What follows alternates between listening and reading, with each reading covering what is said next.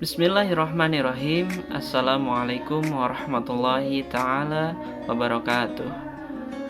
Alhamdulillahirrabbilalamin. Wabihi nasta'inu ala umuri dunya waddin.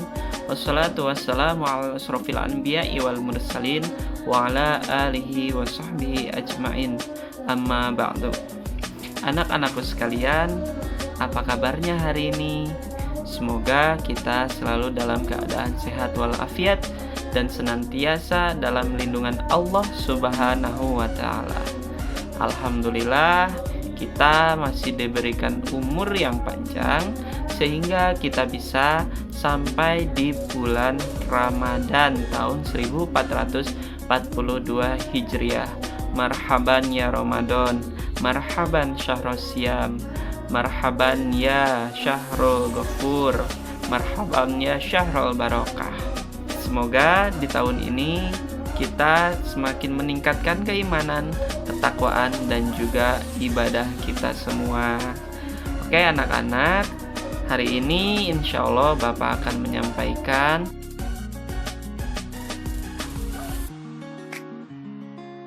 A'udzubillahi minasyaitonirrajim. Bismillahirrahmanirrahim.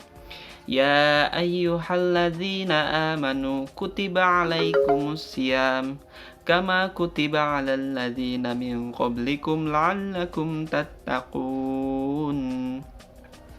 Yang artinya, wahai orang-orang yang beriman.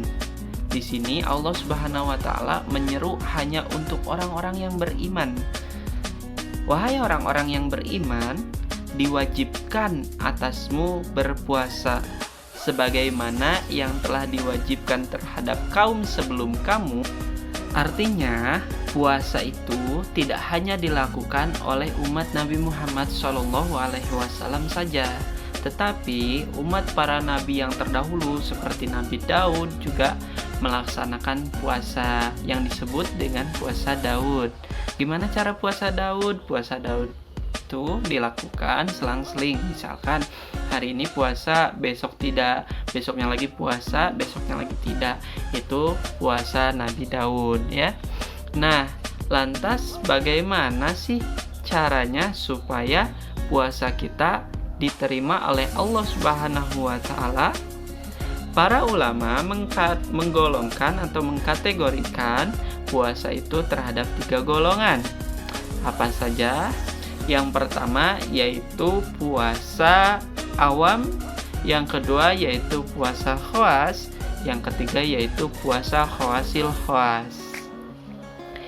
Salah satu hadis Nabi Muhammad SAW menjelaskan, kam min so'imin laisa min siyamihi ilal ju' wal atos, yang artinya tidak sedikit dari orang-orang muslim berpuasa kecuali hanya mendapatkan lapar dan dahaga saja. Nah, terus gimana dong Pak supaya kita mendapatkan pahala yang maksimal ketika berpuasa? Nah, solusinya masuklah ke dalam golongan yang paling bagus dari 3 golongan puasa yang tadi Bapak sebutkan. Yang pertama yaitu ada puasa awam. Puasa awam itu apa? Puasa awam itu yang barusan hadisnya, yaitu orang yang hanya menahan lapar dan haus dari terbit fajar sampai terbenamnya matahari. Itu hanya menahan lapar dan haus saja, tanpa menjaga panca indera kita. Panca indera itu apa? Seperti pandangan kita harus dijaga dari melihat yang buruk, mulut kita harus dijaga dari perkataan yang tidak baik, telinga kita, bahkan semua badan kita itu harus kita jaga. Jangan sampai kita masuk ke dalam golongan puasa ini, yaitu puasa awam, karena kita tidak akan mendapatkan apa-apa kecuali hanya lapar dan haus ya. Golongan yang kedua yaitu puasa khawas.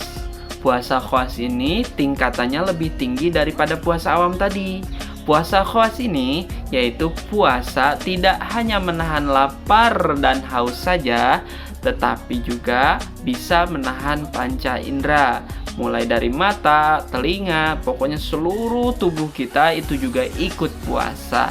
Maka orang yang berpuasa seperti ini termasuk golongan puasa khawas ya. Mudah-mudahan tahun ini kita bisa masuk ke puasa khawas. Dan yang terakhir yaitu puasa khawasil khawas. Puasa khawasil khawas yaitu puasa para nabi, puasa para wali, puasa para aulia. Tingkatan ini mungkin kita sulit untuk mengajarnya karena tidak hanya menjaga seluruh panca indera seluruh tubuh kita, tetapi puasa ini juga tidak memikirkan nanti bukanya pakai apa. Intinya semua kegiatan yang dilakukan selama bulan Ramadan itu hanya ditujukan untuk ibadah. Kalau sekarang kan beda ya. Kalau sekarang kan baru juga jam 8 pagi kita udah mikirin nanti malam bukanya sama apa ya. Kayaknya enak nih rendang nih. Wah, kayaknya ditambah sambal, bala-bala, kehu, tempe, sendal. Kenapa Bapak bilang golongan yang ketiga ini sulit? Karena bisa jadi kita buat masuk ke golongan 2 aja itu agak susah. Misalkan kalau kita pagi-pagi aja baru jam 8 udah mikirin misalkan nanti buka sama apa ya. Wah, kayaknya ini nanti ngabuburit enak beli bala-bala, beli gehu, beli lumpia basah, beli cimol, beli pisang coklat, beli tangga, semuanya mau pada dimakan. Ya kan? Nah, makanya minimal kita masuk ke puasa yang kedua yaitu puasa khawas tadi.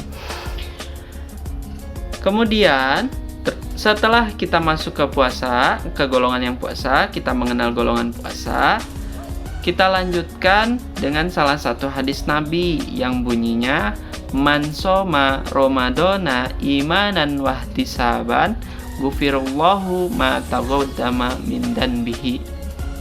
Yang artinya barang siapa yang berpuasa di bulan Ramadan dalam keadaan iman dan juga mengharapkan pahala, maka Allah akan ganjar ia, maka Allah akan beri pahala dia dengan berlipat ganda dan juga akan Allah ampuni dosa-dosanya yang telah lalu. Misalkan kita sudah banyak melaksanakan dosa nih dengan kita berpuasa tadi ya, puasa yang golongan kedua, kemudian kita dalam keadaan iman, yakin, percaya kepada Allah Subhanahu wa taala dan mengharapkan pahala dari Allah Subhanahu wa taala, maka Allah akan mengampuni dosa-dosa kita semua. Gitu. Terus kegiatan apa aja sih Pak selama di bulan Ramadan ini? Kegiatan-kegiatan yang dianjurkan itu mulai dari kegiatan yang positif ya, seperti membaca Al-Quran, kemudian sholat sunnah. Misalkan kita jarang sholat sunnah rawatib. Sholat sunnah rawatib itu sholat sunnah yang dilaksanakan sebelum atau sesudah sholat wajib. Misalkan qobliyah subuh, qobliyah duhur, ba'diyah duhur, qobliyah asar.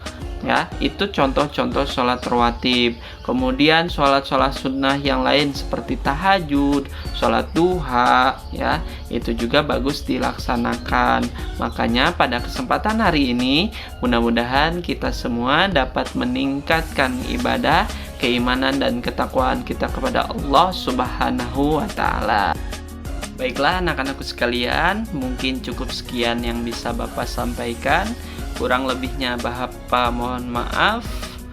Wallahu a'lam bishawab. Subhanaka Allahumma wa bihamdika asyhadu an la ilaha illa anta wa astaghfiruka wa atubu ilaik.